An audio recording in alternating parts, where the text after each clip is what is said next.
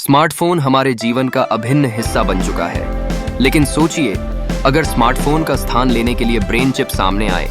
आज का युग तकनीकी संपर्क से भरा हुआ है, जहां सुबह से लेकर शाम तक हमारे हाथ में फोन होता है। लेकिन अगले कुछ वर्षों में हम उस दिन का सामना कर सकते हैं जब खाना और सोना ही नहीं, बल्कि सब कुछ सिर्फ एक सोच से ही क्रियान्वित होगा।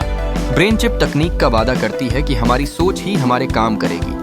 कॉल करने या संदेश भेजने के लिए मोबाइल का उपयोग करने की आवश्यकता नहीं होगी। हम बस सोचेंगे और वह कार्य हो जाएगा।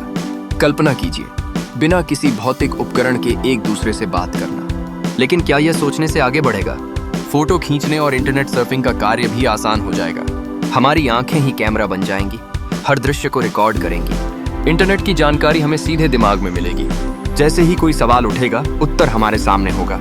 यह सब सुनने में अत्याधुनिक लगता है, लेकिन क्या ऐसा करना हमें डिस्टर्ब कर सकता है? ब्रेन चिप बिना चार्ज के चलने की क्षमता रखती है। फोन की बैटरी खत्म होने की चिंता समाप्त हो जाएगी। इसके साथ ही पासवर्ड और फिंगरप्रिंट की आवश्यकता भी दूर हो जाएगी, क्योंकि ब्रेन चिप सीधे हमारी सोच से जुड़ी होगी।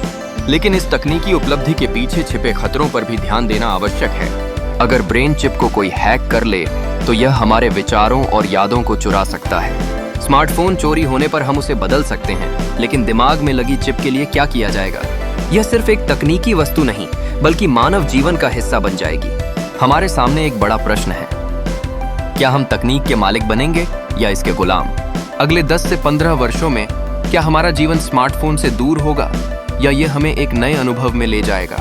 यह तय करना हम सभी के हाथ में है कि हम तकनीक की प्रगति का कैसे उपयोग करें।